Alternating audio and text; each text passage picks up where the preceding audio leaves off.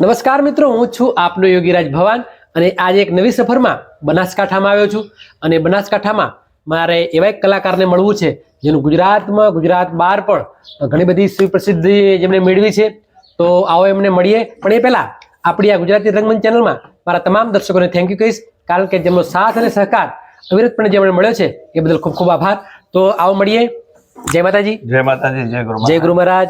ખરેખર તમને મળીને ખૂબ આનંદ થયો, કારણ કે સમય ન હોવા છતાં તમે જે સમય આપ્યો એ બદલ ખૂબ ખૂબ આભાર. તો મારા દર્શકો જેની રાહ જોઈ રહ્યા છે કે તમારો પરિચય, એક ટૂંકો પરિચય મારા દર્શકોને આપો. બનાસકાંઠાનું ભાભર તાલુકાનું કુવાડા ગામ છે મારું, અને રમેશ ભગત તરીકે બધા મને ઓળખે છે. તો રમેશભાઈ, જેમ કહ્યું તમે કે રમેશ ભગત તરીકે તમને બધા ઓળખે છે, તો તમે એક ભજનિક છો સારા. તો આ ભજનમાં કઈ રીતે ઇન્વોલ્વ થવાનું થયું? ધીરે ધીરે ભજન અમારે કુટુંબમાં બધા ગાતા, એટલે ત્યારથી અમે મંજીરા વગાડવા જતા. બરાબર. એટલે પછી લગાવ થયો અને ભજન શું વસ્તુ છે એ જાણવાની જિજ્ઞાસા જાગી. બરાબર. એટલે ભજનમાં અત્યારે રહીએ છીએ અને પરમાત્માના કાલાવાલા કરીએ છીએ. ખૂબ સરસ રમેશ ભગત, કારણ કે તમે જેમ વાત કરી કે એક ભજનમાં જતા જતા આજે તમે પોતે એક સારા એવા ભજનિક બની ગયા છો. ધીરે ધીરે. તો કેટલા વર્ષથી આમાં ઇન્વોલ્વ છો? લગભગ 25-30 વર્ષથી. વાહ વાહ, ખૂબ સરસ.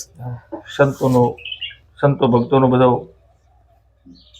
સંગ કર્યો અને સત્ય વસ્તુ શું છે એ જાણવાની બહુ જિજ્ઞાસા જાગી.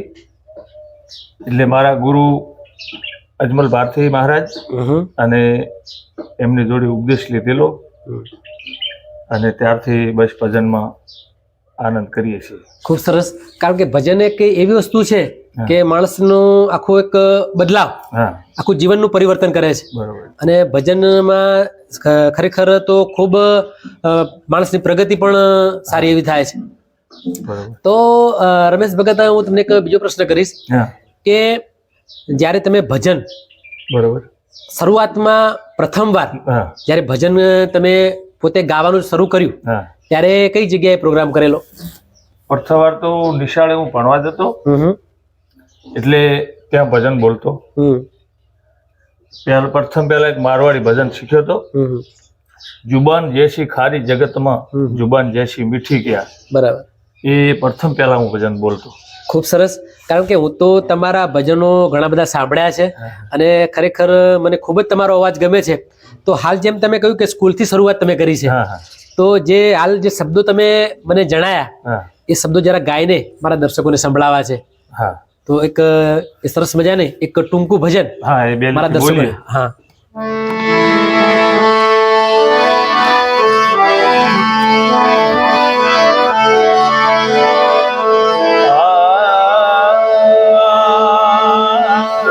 બાબોજ. जब तू आयो जगत में जगत से तुमरो ऐसी करनी करके चलो तुम हंसो जगरो. अरे जुबान जैसी खारी जगमा जुबान जैसी मीठी क्या जुबान जैसी खारी जगमा जुबान जैसी मीठी क्या डोरे पतारी भाजी खेलो. अरे जीती रे भाजी हारी क्या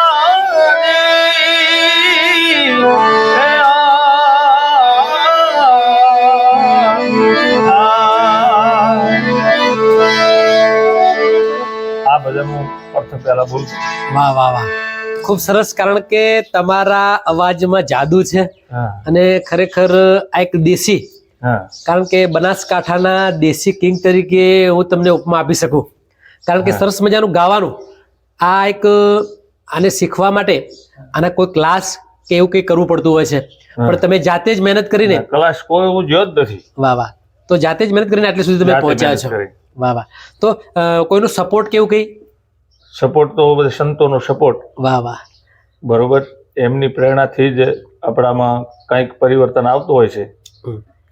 ખૂબ સરસ વાત કરી, કારણ કે સંતોનો સપોર્ટ જેને મળી જાય હા. ભગત સંતોનો એમને તો પછી કાંઈ ઘટે નહીં એમ. હા અને જે તમને મળી ગયા છે, કારણ કે એક નોર્મલ પરિવારમાંથી તમે આજે અહીંયા સુધી પહોંચ્યા છો, હા તો ખરેખર કોઈ સંત મહંતોની કૃપા કહેવાય. કૃપા. અને જેમ કહ્યું કે તમારા ગુરુ હા અને એમના પણ આશીર્વાદ તમારા ઉપર છે. આશીર્વાદ કર. તો રમેશભાઈ, ફેમિલીનો કેવો સપોર્ટ છે? ફેમિલી બધી, હું ગમે ત્યાં ભજનમાં જાઉં હા હા એટલે બધા રાજી જ હોય. હા હા. આવ કારણ કે ખેતી કરતા કરતા હા, ખેતી ખેતી પણ કરતા. સંભાળવાની, પશુપાલનનો ધંધો સંભાળવાનો હા. અને સાથે સાથે ભજન કરવાનું, હા એટલે થોડી તકલીફ તો પડતી હોય, તકલીફ છતાં પણ ફેમિલીનો સપોર્ટ છે એટલે તમે અહીંયા સુધી પહોંચ્યા છો. હા. તો જેમ વાત કરી કે ભજનમાં આવવું એટલે એક ફેમિલીનો સપોર્ટ તમને મળ્યો છે એટલે તમે સારા લેવલે આજે છો. બરોબર. તો એક સરસ મજાનું ભજન હા એક મારે બીજું સાંભળવું છે કે જે તમને ગમતું હોય, સ્ટેજ ઉપર વારે ઘડીએ તમને એની ફરમાઈશ આવતી હોય, હા એવું સરસ મજાનું ભજન મારા દર્શકોને સંભળાવો જરા. જય હો.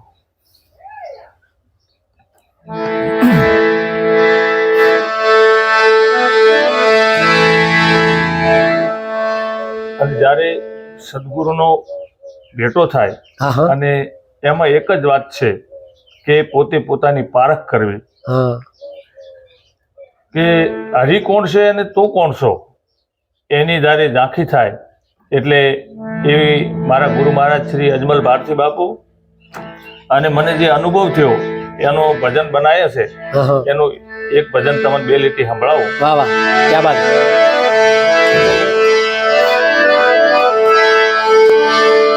પાવક ઢાતો ડુમરે વાદળ ઢાંક્યો સૂર,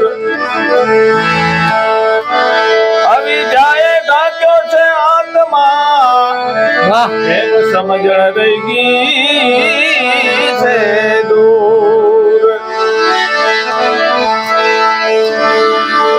એ ભાઈ તેરા મૂળ તપાસી જોઈ રે,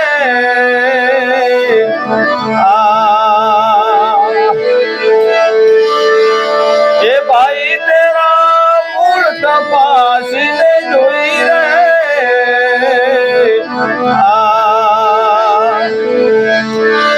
તોરે કોણ ને ક્યાંથી આયો, તોરે કોણ ને ક્યાંથી આયો, આ કયોની માય હો ભાઈ તેરા મૂળ તપાસી જોઈ રે,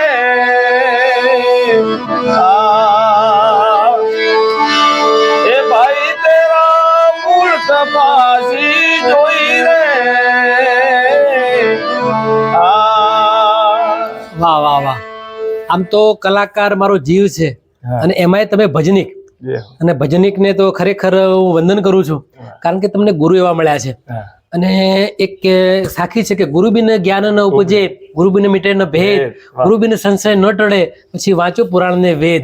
કારણ કે તમારા પર ગુરુના એવા સરસ મજાના આશીર્વાદ છે એટલે એક આ માધ્યમ સુધી તમે પહોંચી ગયા છો. અને કલાકાર ખરેખર મને બહુ ગમે છે.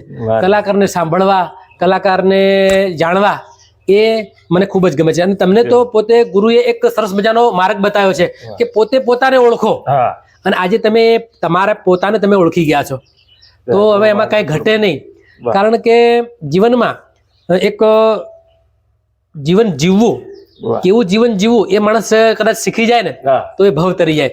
પછી એ કરોડોપતિ હોય કે પછી નોર્મલ હોય, પણ જીવન જીવવાની કળા જે શીખી જાય એને તો કઈ ઘટે નહીં એમ. જય હો જય હો. તો રમેશભાઈ, તમને વધારે કોના ભજન ગાવા ગમે એમ? વધારે રામદાસ ગોંડલિયા. વાહ વાહ. કારણ કે મેં આવતા જ સાંભળ્યું હતું કે રામદાસ ગોંડલિયાને તમે ખૂબ ચાહો છો. હા, એમના બહુ ચાહક છું હું. બરાબર. અને અમારે બાજુમાં બલોદણ ગામમાં જે આલમગર બાપુ થઈ ગયા, એમના બહુ સારા ભજન છે અને નિર્ગુણી વાણી છે. બરાબર. એટલે એમના ભજન પણ બોલીએ છીએ. અમારે દેશી મેવાસમાં બધા દેશી ભજન બહુ ચાલે, એટલે એ ભજન બહુ જમી ગઈએ છીએ. કારણ કે બનાસકાંઠામાં એક દેશી ભજનના કિંગ તરીકે તમને લોકો ઓળખે છે અને ભગતની ઉપમા તમને આપી છે. તો દર્શકોનો કેવો સાથ સહકાર રહ્યો છે આમાં? દર્શકોનો સાથ બહુ સારો છે. બરાબર. અમારા ગામમાં બહુ ભજનિકો છે અને તબલચી પણ ભાઈ તરુણ કરીને નામ છે, બહુ સારું તબલો બજાવે છે. વાહ વાહ. અમારે રામજીભાઈ, શૈલેષભાઈ બહુ સારા ભજનિકો છે. હા, તો બધા સાથ અને સહકારથી હા, બધા ખરેખર સાથ તમે સહકારથી. લોકોને મનોરંજન પૂરું પાડો છો હા. અને એક ભજનની જાણકારી આપો છો. હા, તો ભગત આ કેવું લાગે છે આ ભજનની દુનિયામાં? ભજન તો વસ્તુ ભજન છે. ભજન સિવાય વિશ્વની અંદર બીજું કાંઈ જ નથી. હા હા, કારણ બરોબર. કે શરીરનો ખોરાક હા. ભોજન છે હા, અને અને આત્માનો ખોરાક ભજન ભજન છે. છે. હા પણ આત્મા બધાય સૌ કરે છે, હા હા, પણ પાંચ તત્વના શરીરમાં હું કોણ છું વાહ વાહ. એની જ્યાં સુધી પારખ ના પડે હા ત્યાં સુધી સંતોએ પણ કીધું છે હમ, કે કોટિક નામ સંસાર મેં તાસે મુક્તિ ના હોય, વાહ વાહ, આદિ નામ ગુપ્ત હે એને જાણે વિરલા કોઈ. બરાબર. આવું જે આદિ નામ છે એ નામને જાણવાની બહુ જ જરૂર છે. સર્વવ્યાપક જે છે. તો રમેશભાઈ, આપણી આ ગુજરાતી રંગમંચ ચેનલ છે, હા, તો આજે તમે એમાં ઇન્ટરવ્યુ આપી રહ્યા છો, તો કેવું લાગે છે? બહુ સરસ લાગે, સારું લાગે. અને આ કાર્ય તમે જે કરી રહ્યા એ બદલ તમને બહુ લાખવાર ધન્યવાદ છે. આભાર. તો રમેશભાઈ, મેં એવું જાણ્યું છે કે તમે ભજન જાતે પણ લખો છો, હા, જાતે બનાવો. તો તમારું કોઈ એવું સરસ મજાનું કોઈ ભજન લખેલું હોય હા, એવું ભજન સંભળાવો જરા. વાહ. અમારે ભાભર તાલુકાની અંદર મેવાસમાં જે રાગ ચાલે છે હા હા, એ રાગમાં ભજન બનાવેલું છે. બરાબર. એ ભજન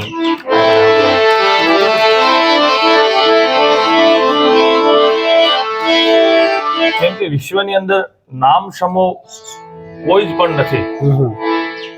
જે વસ્તુ નામના આધારે ચાલી રહી અને એ નામ સર્વવ્યાપક જે કીધું છે એ નામની વ્યાખ્યા કરી છે.